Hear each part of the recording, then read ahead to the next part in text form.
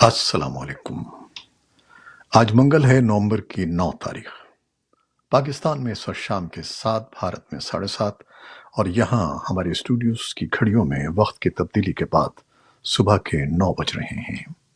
Voice of America Washington کی Urdu service سے میں ہوں خالد حمید، خبروں کے ایک بلیٹن کے ساتھ۔ افغانستان کی طالبان حکومت کے قائم مقام وزیر خارجہ امیر خان متقی ایک اعلیٰ وفد کے ہمراہ بدھ کو پاکستان کے دورے پر اسلام آباد پہنچیں گے۔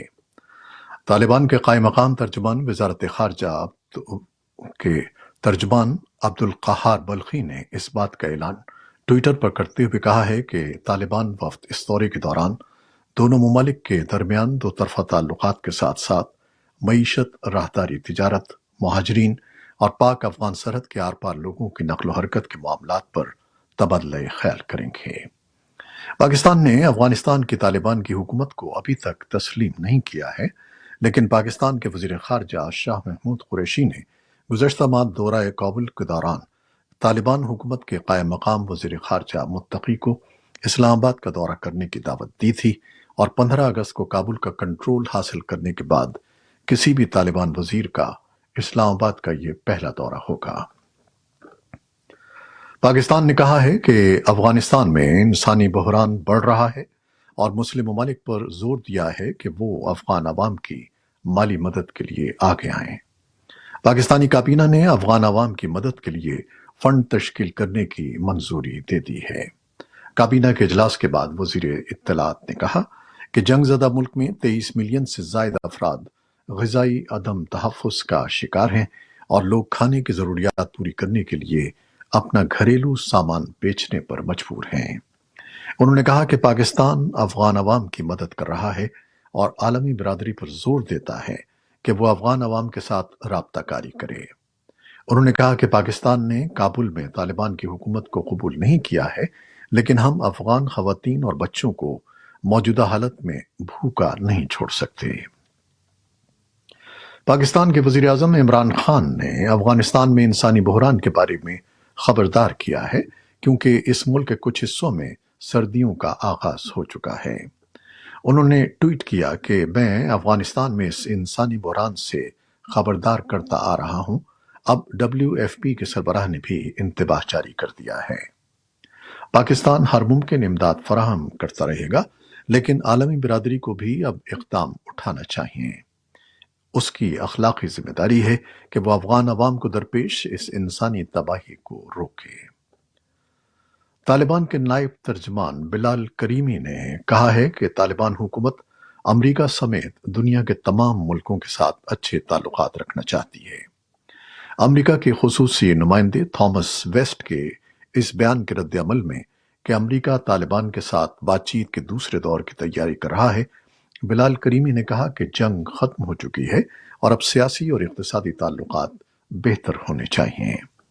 انہوں نے وائس آف امریکہ کو بتایا کہ امریکی حکومت کو طالبان حکومت کے ساتھ رابطہ رکھنا چاہیے اور دونوں ملکوں کے درمیان امور کو بات چیت سے حل کرنا چاہیے۔ انہوں نے کہا کہ طالبان ہر اس اقدام کا خیر مقدم کریں گے جو طالبان کے مسائل کو کم کرے۔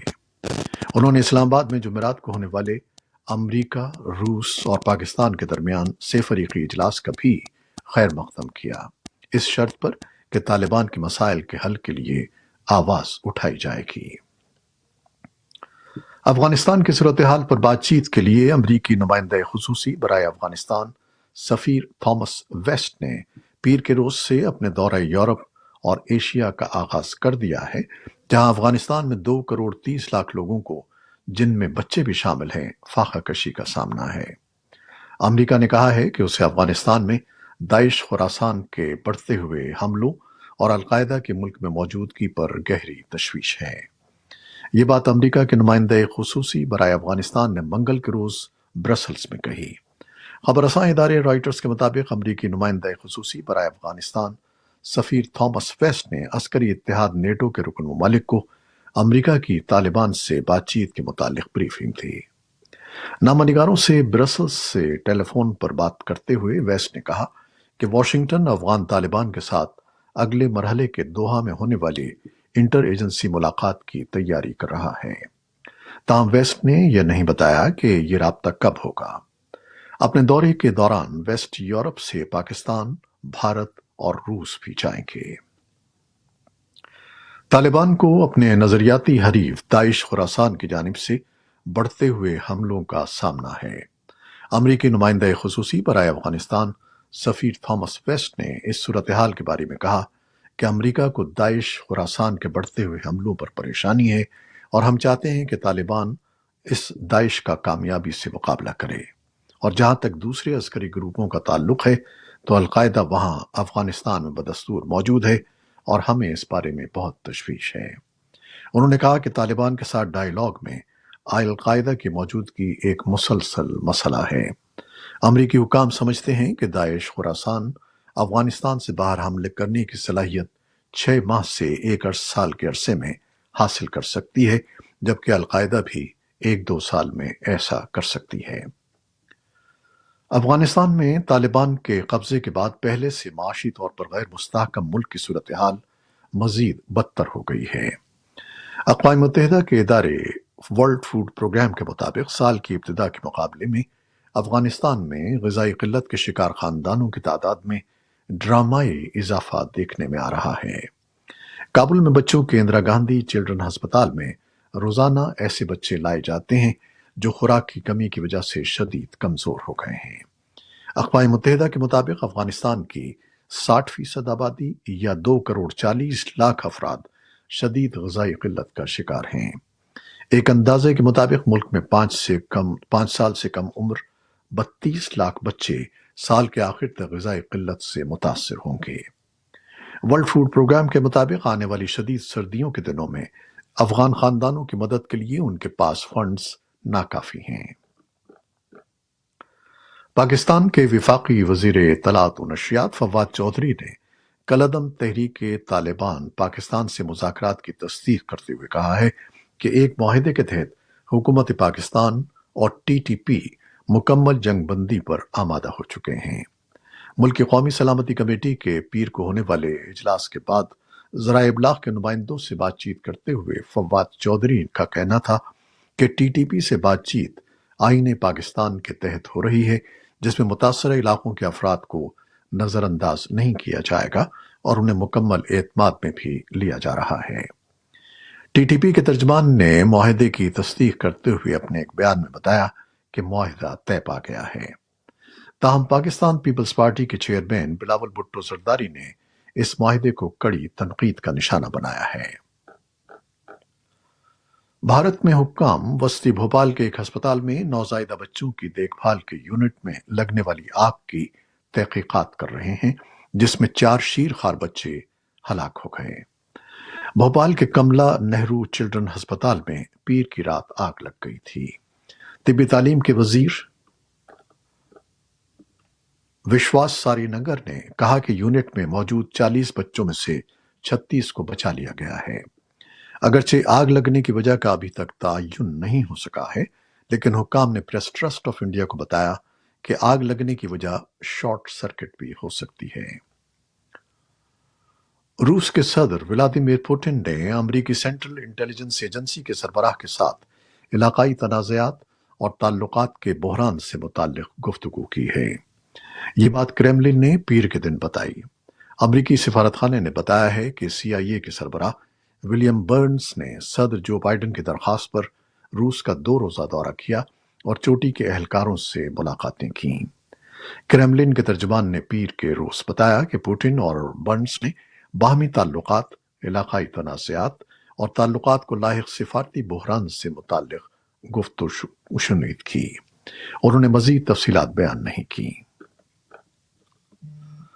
سابق امریکی صدر باراک اوباما نے پیر کو گلاسگو میں اقوام متحدہ کی موسمیاتی تبدیلی کانفرنس سے خطاب کرتے ہوئے کہا کہ زیادہ تر ممالک سن 2015 کے پیرس موسمیاتی کانفرنس کے معاہدے میں کیے گئے اپنے وعدوں کو پورا کرنے میں ناکام رہے ہیں اور دنیا موسمیاتی تبدیلیوں کا مقابلہ کرنے کے لیے ضروری اقدامات اٹھانے سے بہت دور ہے۔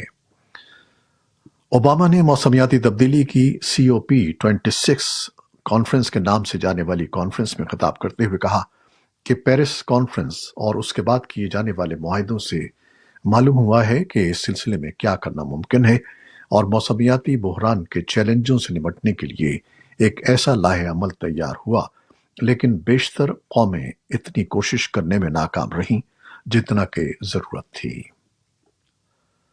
ایران نے امریکہ سے پیر کو یہ مطالبہ کیا ہے کہ وہ سن 2015 کے ایٹمی معاہدے سے آئندہ کبھی دستبردار نہیں ہوگا، اور خبردار کیا ہے کہ ایران اس معاہدے میں کسی جزوی واپسی کو قبول نہیں کرے گا۔ ایرانی وزارت خارجہ کے ترجمان سید خطیب زادہ نے ایک نیوز کانفرنس سے خطاب کرتے ہوئے کہا کہ واشنگٹن کو یہ ضمانتیں دینا ہوں گی کہ کوئی بھی امریکی حکومت دنیا یا بین الاقوامی قانون سے روگردانی نہیں کرے گی، اور جو کچھ ہو چکا ہے وہ آئندہ کبھی دہرایا نہیں جائے گا۔ ایرانی ترجمان سن 2018 میں امریکہ کے معاہدے سے نکلنے کے حوالے سے بات کر رہے تھے۔ ایران اور عالمی طاقتوں کے درمیان ایٹمی سمجھوتے پر مذاکرات ویانا میں 29 نومبر سے دوبارہ شروع ہوں گے۔ جون سے یہ مذاکرات تعطل کا شکار ہیں۔ دو عراقی سیاستدانوں کا کہنا ہے کہ عراق کے وزیر اعظم پر قاتلانہ حملے کی کوشش کے بعد ایک اعلیٰ ایرانی جنرل نے بغداد کا دورہ کیا۔ جنرل نے کہا کہ تہران اور اس کے اتحادیوں کا اس ڈرون حملے سے کوئی تعلق نہیں ہے، جس سے عراقی رہنما معمولی زخمی ہوئے ہیں۔ اسی دوران ایک عراقی جنرل کا کہنا ہے کہ ڈرون حملے کی تحقیقات جاری ہیں اور اس کا اشارہ ایران کے حمایت یافتہ دھڑوں کی طرف ہے۔ امریکہ کے نمائندہ خصوصی برائے یمن ٹم لینڈر کنگ نے پیر کو عدن کا دورہ کیا، جس کے دوران انہوں نے وزیر اعظم عبد المالک سعید سے ملک کی صورتحال پر بات چیت کی، جبکہ ملک کو سنگین اقتصادی اور سلامتی کے مسائل کا سامنا ہے۔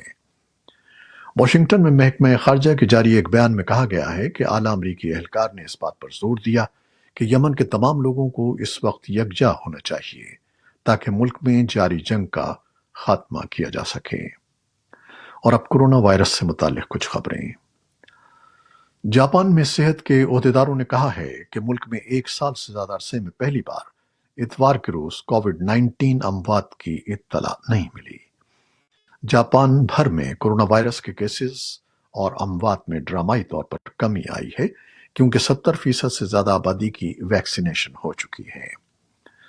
متعدی ڈیلٹا ویرینٹ کی اگست کی لہر کے دوران روزانہ نئے انفیکشن کیسز کی تعداد 25,000 سے زیادہ ہو گئی تھی۔ جاپان میں کورونا وبا سے کم از کم 18,000 اموات ہوئی ہیں۔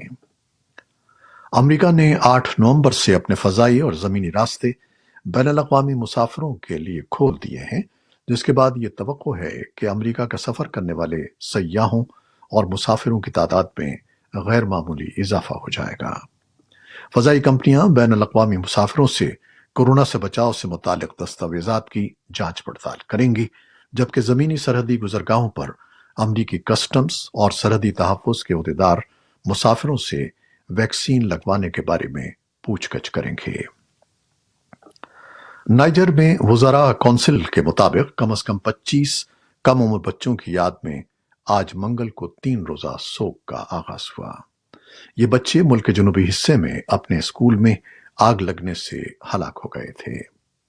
حکام کا کہنا ہے کہ مراڈی شہر میں لگنے والی آگ میں کم از کم 14 بچے زخمی ہوئے، جن میں سے کچھ کی حالت تشویشناک ہے۔ یہ تھیں وہ خبریں جو فیس بک لائیو پر ہم نے آپ کے لیے پیش کی۔ ہماری ویب سائٹ اور یوٹیوب اور پوڈ کاسٹ پر یہ بلیٹن آپ کے لیے پوسٹ کر دیا جاتا ہے۔ ہمارے اس بلیٹن کو شیئر کرنا نہ بھولیے گا۔ خالد حمید اب اجازت چاہتا ہے۔ اللہ حافظ۔